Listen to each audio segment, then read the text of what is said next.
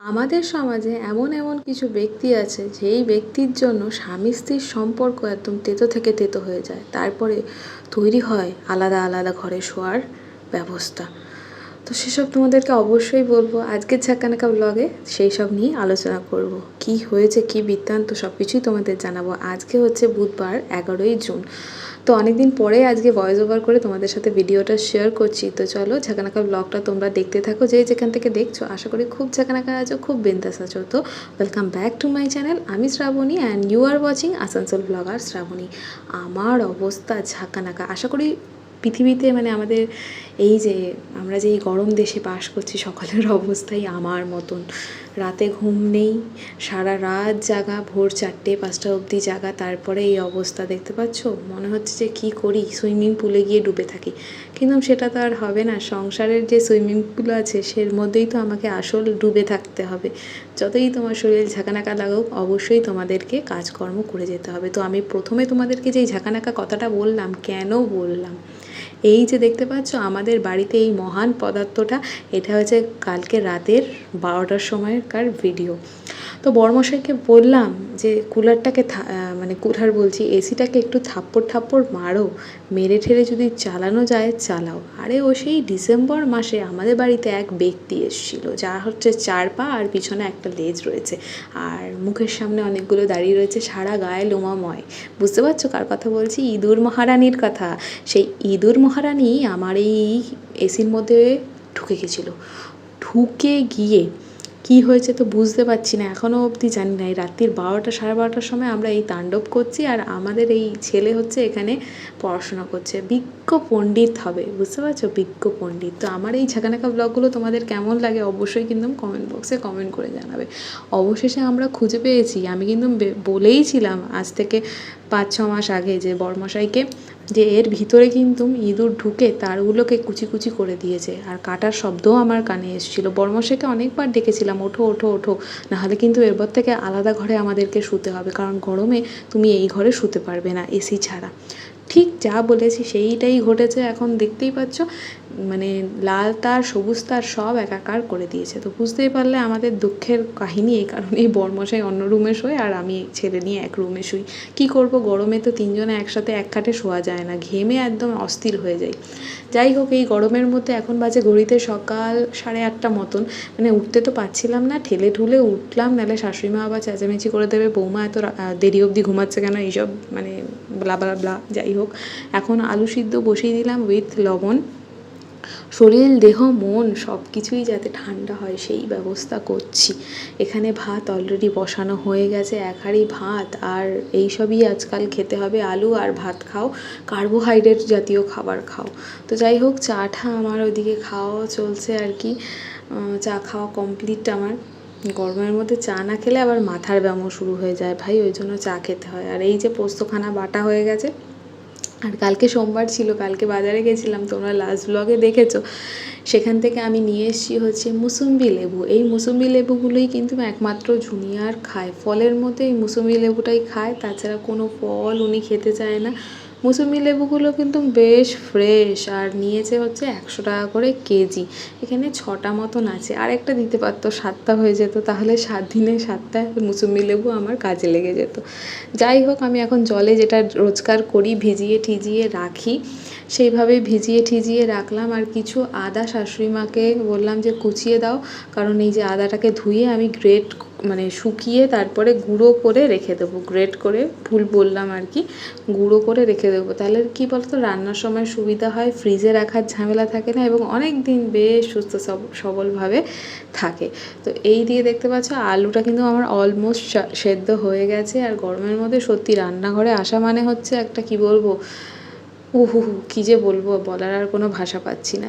যাই হোক, ঝাঁকানাকা করে এবারে তোমরা অনেকেই কমেন্ট করবে এসিটা কেন এতদিন ঠিক করাওনি, কেন লোক ডাকাওনি, কেন দেখাওনি। তোমরা একটা ভিডিওতে হয়তো দেখে থাকবে, এদিকে আমার পাঁপড় ভাজা হয়ে গেছে, যে আমরা এসির লোক বাড়িতে ডেকেছিলাম। কিন্তু কি বলো তো, যেই মুহূর্তে আমাদের কাছে টাকা পয়সা আর কি সেভিংসে ছিল, তখন আর কি লোক পাইনি, আর যখন পেয়েছিলাম তখন টাকা পয়সা নেই। আর এখন বুঝতেই পারছো, একার প্রতি সংসার চালানো খুবই মারাত্মক, দিনকাল বেশ টাফ হয়ে চলছে।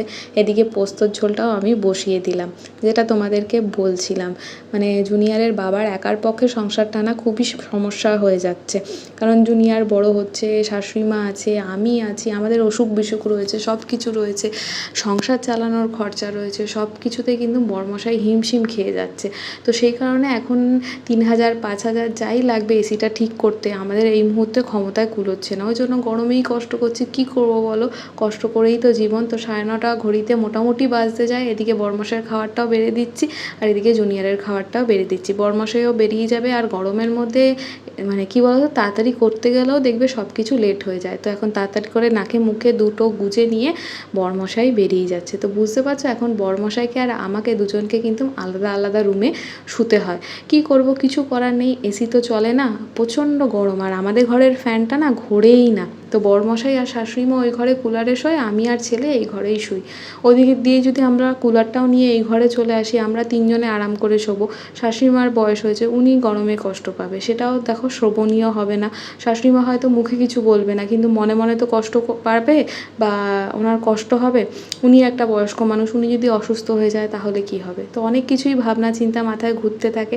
আর এক দিদিভাই কমেন্ট করেছো, সেই কমেন্টটা আমি তোমাদের সাথে দেখো স্ক্রিনে শেয়ার করে দিচ্ছি, যে তোমার বর থাকাকালীন কেন তুমি সব রান্নাবান্না করে নাও, মানে বরকে খাইয়ে, অফিসের রান্নাবান্না খাইয়ে তুমি অফিসে পাঠিয়ে দেবে, তারপরে তুমি দুপুরের রান্না করবে। কিন্তু দেখো দিদিভাই, সেটা আমার পক্ষে সম্ভব হয় না, কারণ 11:30টার মধ্যে জুনিয়রকে ফলের রস খাওয়াতে হয়। জুনিয়র 9:30টায় ভাত খায়, বা টিফিন যেটাই ব্রেকফাস্ট করে, তারপরে 11:30টায় ফলের রস খায়, 12:30টায় স্নান করে, তারপরে 1:30টার মধ্যে ভাত খায়, মানে দুপুরের লাঞ্চটা করে, তারপরে ঘুমিয়ে পড়ে, আবার বিকালবেলা উঠে 6টা থেকে 4:30টার মধ্যে টিফিন করে। এটা হচ্ছে জুনিয়রের খাওয়ার রুটিন বা স্নান করার রুটিন। তোমরা দেখতেই পারবে একটু পরে, জুনিয়র 12টা থেকে 12:30 বাজলে কেমনভাবে ব্যস্ত হয়ে যায় স্নান ধান করার জন্য। যাই হোক, আজকে কিন্তু রান্নার চাপ একদমই কম।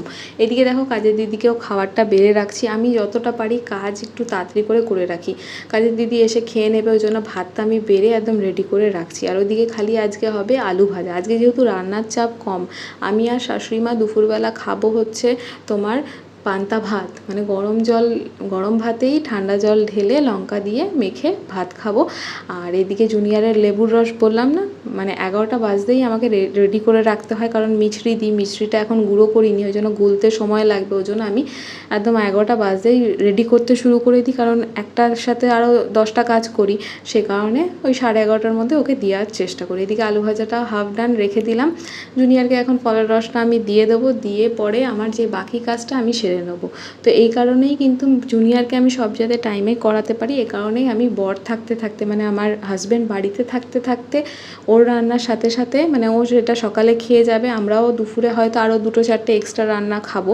তো সব কিছু রান্না আমি একবারে করে নিই, এটাই আমার সুবিধা হয়। রাতে কিন্তু আমাকে আবার রান্না করতে হয়, কারণ আমাদের বাড়িতে নিরামিষের একটা ঝামেলা রয়েছে।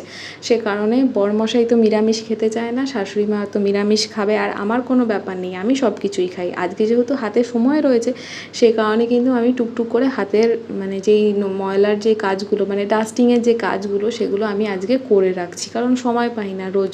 তো আজকে যেহেতু রান্নার চাপটা নেই, আর সারা রাত বলতে একদম ঘুম হয়নি, সে কারণে আমি কিন্তু ঝাঁকানাকা করে এই জায়গাটাকে ক্লিন আপ করে নিচ্ছি। এইভাবেই কিন্তু পুরোটা দিন আমার চলে যায়। আমি একটাই কারণে সকালবেলা একবারে দুপুরের রান্না সেরে রাখতে চাই, যাতে আমি জুনিয়রকে টাইম টু টাইম স্নান ধান করাতে পারি, সব কিছুই যাতে করাতে পারি, ওর যাতে শরীর স্বাস্থ্য ভালো থাকে, ওর যাতে খাওয়ার টাইমিংয়ের গণ্ডগোল না হয়।